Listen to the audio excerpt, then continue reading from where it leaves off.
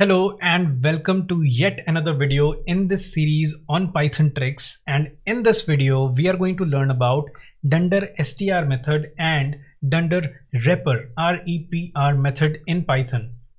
If you have been a Python developer before, you might have noticed that when you create or define a class and instantiate that class to get your object, but when you go ahead and print that object, Python gives you a very weird string, which you might not have expected, and it doesn't make much sense in the beginning as well. So we will understand in this video how to handle such cases using Dunder Str or Dunder Repr method and much more about these two methods.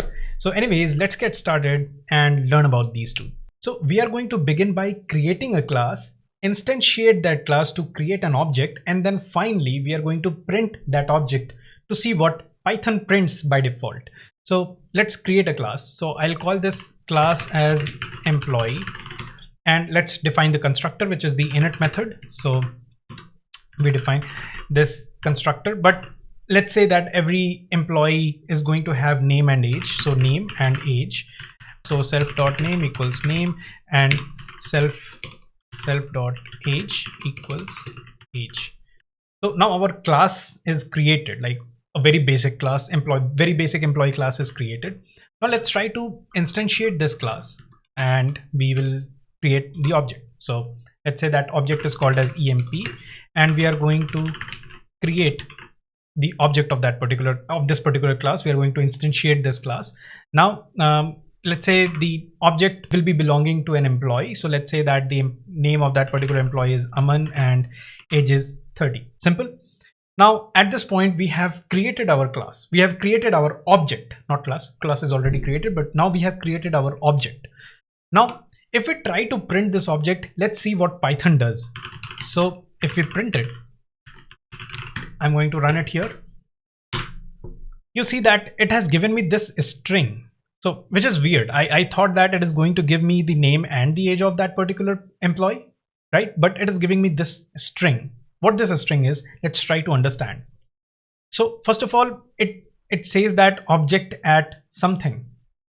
So let me tell you that this part indicates that whatever we are printing is actually an object and is located at this particular memory address. So this is what the second half of this string means, and the first half tells what is the type of that particular object. So it says that main and under main dot employee. So it is understandable that we created this object using the employee class, but what is Dunder main? So Dunder main is actually coming from the scope of this file, right? Anything you create at the top level scope is by default under main, right? If I would have created this employee class under some function, you would have seen that main dot that function name dot employee. That's how the chain is formed. But however, this video is not about explaining how this is coming, but overall I think you get the idea that it is saying that this is an object of this particular type and is located at this location. That's what this entire string is telling you. Now let us try to define a Dunder Str method in this class and then try to print the object finally and see what the output is in that case. So I'm here and I'm going to add a Dunder Str method here. So I'm going to define a method called Dunder Str, and by default Dunder Str method returns a string. So I'm going to return something meaningful here, which is very much specific to the object that we are trying to print. Let's say I say here my name is self.name and age is self.age. Now at this point, if we try to print, we will see the output. So you see that it prints my name is Aman and age is 30. So let us try to understand what essentially happened here. Whenever we try to print an object in Python, Python tries to look for Dunder Str method definition in the corresponding class, right? So we had our class defined and we had our Dunder Str method defined. So in this case, when we printed the object, Python looked for its definition, Dunder Str method definition, and it found it. So it returned whatever the string was returned by that method for that particular object. Here our object was emp and name was Aman and age was 30, and that's how these variables were replaced in our final string, right? So that's what happened essentially. And earlier, when we didn't have this particular Dunder Str method defined, in that case, when we tried printing our object, Python gave us that default string that it gave about what type of that object is and where at which memory address it is located. That is the default behavior of Python. Also, not just the print statement here. Apart from print statement, even if you try to explicitly convert your Python object to string, in that case also Python is going to look for Dunder Str method definition. And if it finds one, then it is going to return you as a result the string that will be returned by this particular method. Like in this case, when we tried to print the object, Python looked for its definition, and as an output, it gave us whatever was returned by this method. So let's try to explicitly convert this object. How you can do that? You can use the str utility method, and you can pass in your object, right? So let's try to see what is printed in that case. So let's say I capture the output in S and I print S. Now, if I run this, I should see the exact same output. And yes, if I run this also, I see the exact same output. Why? Because we tried to explicitly convert our object to a string, and in this case also, Python will look for Dunder Str method definition. Apart from that, even if you create the string out of your object using the format function, in that case also you should see the same result. So if you haven't used format function before, no need to worry. I'll just show you a small example here. So you can have your format function something like this, and you can pass your object. So in this case also, whatever is returned will be the output of this particular Dunder Str method. Let's move on and add Dunder Repr method definition in our class and see if our output changes with the examples that we have seen so far. So I'll go ahead and I will copy this and I'll paste it here. So I'll just rename this method definition to Repr, and let me not return the same thing, rather I'll return something different. For now, I'll return something random, but in real use case, we don't return any random string. Rather, it has to be in the context of that particular object. But we'll see, that should be for later. But let's see what happens in this case. So I'll return a random string right now. So let's say I just say that this is from the Repr method. So I just returned this a string. Now, if we try to print, let me clear this. And if I try to now run the code, what essentially we are doing is we are converting our object to a string and we are printing whatever was the output while when we try to convert our object to a string. Now, if I print it, you see that the output is pretty much the same. Whenever we try to convert our object, as originally we have seen, Python looks for Dunder Str method definition and it prints whatever was returned by that method. And we see here also, there probably till now there is not much effect of adding Dunder Repr method. Even not in this case, even if we try to print the employee object directly, there shouldn't be any change in the output. If I try to print right now also, you see that there is not much effect of adding Dunder Repr method. But now let's comment out this Dunder Str method and see if we notice any change. So I'll comment this particular function definition, method definition of Dunder Str. And now if I try to run, before running, let me clear out. And if I try to run this file and let's see what the output is. So you see that now it is printing, this is from the Repr method. Now, what happened? We removed this definition and Python started printing whatever is returned from the Dunder Repr method. So as I've told you earlier, what happens when you try to convert your object to a string using print method or using the str method or using that format function, Python looks for the Dunder Str method definition in your class. And if it finds one, then it prints whatever is returned by that Dunder Str method. But since we have commented that out and we had the definition of Dunder Repr method, Python actually printed whatever is returned by the Dunder Repr method. So now I think you would start getting it. Now I think you are getting what I'm trying to convey.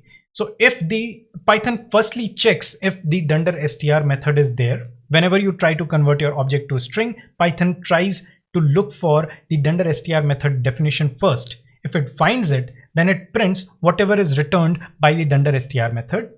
If it doesn't find that definition, then it prints then it looks for the Dunder Repr method definition. And if it finds one, then it prints whatever is returned by the Dunder Repr method. Now let's do another experiment by commenting this out. Well, now I think you would guess the output already. That's where we have landed, right? We are back to square one. That's where we started. So initially when I created this employee class and it didn't have the Dunder Str and Dunder Repr method definition, we were getting this as the output whenever we tried to print the employee class. But when we had the Dunder Str method, Python printed whatever was returned by Dunder Str method. And when we commented the Dunder Str method and kept the Dunder Repr method, then it printed whatever was returned by the Dunder Repr method. However, if both of these definitions were present, if they were not commented out, so let me remove this and let's try to print now. So even in that case also, it will prefer Dunder Str over Dunder Repr. But if they are not here, if both of the definition are removed, if definition for both Dunder Str and Dunder Repr are removed, then it prints this default string, which tells this is the type of the object and it is located at this memory address. So at this point, you might be getting confused and might be thinking that more or less both of these methods do the same thing. Then why do we have two methods and why not just one? So let me tell you, the Dunder Str method is mostly used for converting an object to a human readable representation. Most likely you can think of it like if there is an object and you wanted to know what that object represents, you are going to use Dunder Str method. It can be used by some user as well. However, on the other hand, Dunder Repr method is mostly used by developers while debugging an application. You can think of it like that. It should represent more technical information of that particular object. But what do I mean by that? So till now, what we have been doing, we have been trying to convert an object to a string or have been trying to print an object. But printing an object is different from inspecting an object, and we haven't tried inspecting an object yet. When do we inspect an object? So let's say that we got a bug in a Python application and we are trying to debug that with the help of a Python debugger. At that point, we actually want to inspect a particular object, which we want. Let's say we think that something has gone wrong with the particular object. At that point, we want to inspect that object. At that point, we would not want to see some human readable fancy representation of that object. Rather, we would want to know what is the type of that object, probably at what memory location that object is located. So if you didn't understand, then no worries at all. What we are going to do right now is that we are going to inspect this EMP object in a Python debugger. And for that, we are going to use PDB. I could also use the VS Code Python debugger as well, but I'm not going to do that. For someone who is not using VS Code, that it should also make sense. So I just want to keep it common for everyone. So what am I going to do is that I'm going to import the PDB and pdb.setTrace. So by including these two lines, if I try to run this particular Python script, it will open it in a Python debugger console.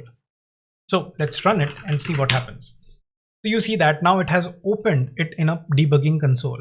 Now in this debugging console, you can do pretty much anything that you want for debugging your application. You can put breakpoints, you can inspect, you can whatever you want to do, you can do it. But our primary goal is to inspect this EMP object, right? So before inspecting, let me actually apply a breakpoint at line number 15. So what is a breakpoint? Breakpoint is a point in your application where your debugger stops execution, and whatever is available in the environment, you can inspect that. For example, it can be any object or it can be anything.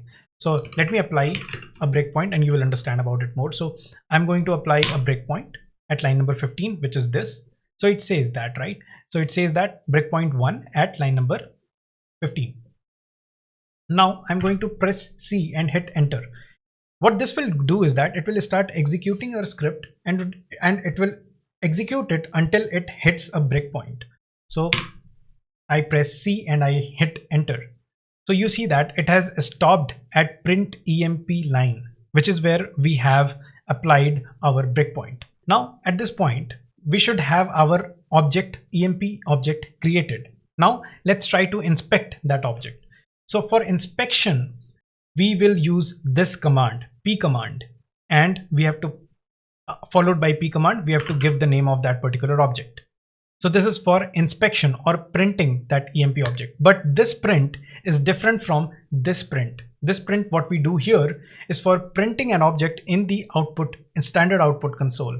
But here what we are trying to do is that we are actually trying to inspect that emp object. So let's see what the output will be.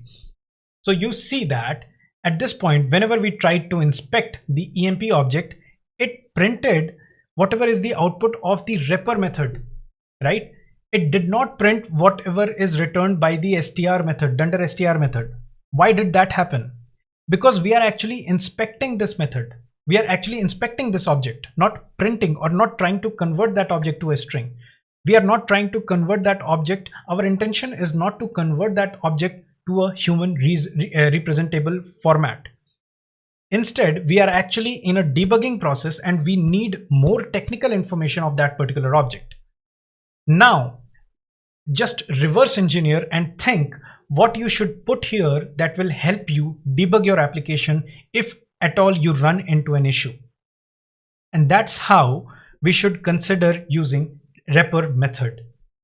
Now I think it will make more sense to you that when this str method is used and when this Repr method is used. Now before I wind up this video, I want to show you a real example of how Dunder Str and Dunder Repr method is used. We are going to see an example of datetime method, datetime utility in Python standard library, and we will see how it has implemented Dunder Str and Dunder Repr method, and it will give you more clarity.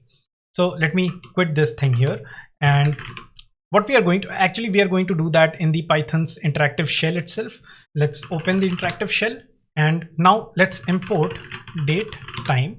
Now what we are going to do is that we are going to instantiate an object for today's date. So I'll have like D, and what we are going to do is that datetime dot date dot today. Now D is the object that we want to inspect or print, and we will see what is the output in either of those cases. So let's try to print D first. So you can see that it gives us a very human readable representation of today's date. It clearly says that today is 16th September 2023. It's not in the DDMMYY format, but I hope you get the idea. But if we try to inspect this object, before we inspect, let me tell you again that even if you try to convert this particular object to a string explicitly using the str method, in that case also you should see the same output. So you can see that now it is showing that as a string, but I hope you get the idea that it gives us the human readable representation in either case. But let's try to inspect this object. So if you want to inspect an object in Python's interactive console, you just have to type that object and hit enter. It is same as doing emp. Like we did P and then emp object in the debugger console. It is same as doing that. If I type D here and hit enter, we are actually trying to inspect the object. So let's do that. So you see that we are actually getting some more technical information of that object. And this is something that can really aid our debugging. Whenever we are debugging a Python application, and information, something like this is actually going to help me more while debugging. Rather than giving this particular thing, I would not even know if that is just a string or something else, right? This gives me an idea that the type of object that we have a datetime.date kind of object, and it has this content, like, right? It has these values. So we get best of both the worlds when we inspect from Repr method.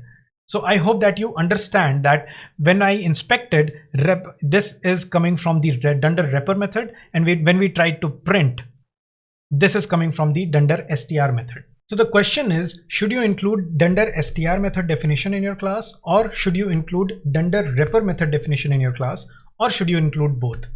So it will be nice if you can include both, but at minimum you should definitely include Dunder Repr method definition in your class. There are two essential reasons for it. First reason, as we all know, that while inspecting your object, Dunder Repr is the one that gets invoked and not Dunder Str. So definitely it's going to help you there. And second reason for that is that whenever you try to print your object, or whenever you try to convert your object to a string, in that case, if Python is not able to find Dunder Str method definition in your class, then in that case, Python falls back to the Dunder Repr method definition, and you can get probably all the necessary information from whatever is returned by Dunder Repr method in that case as well. And with that, I hope that you have found the video to be informative and found it useful. And if you have any doubts, then put your doubts in the comments. I'll try my best to help you out. And also, if you like the video, then please hit a like, maybe share and subscribe to my YouTube channel, and follow me on LinkedIn for more such content.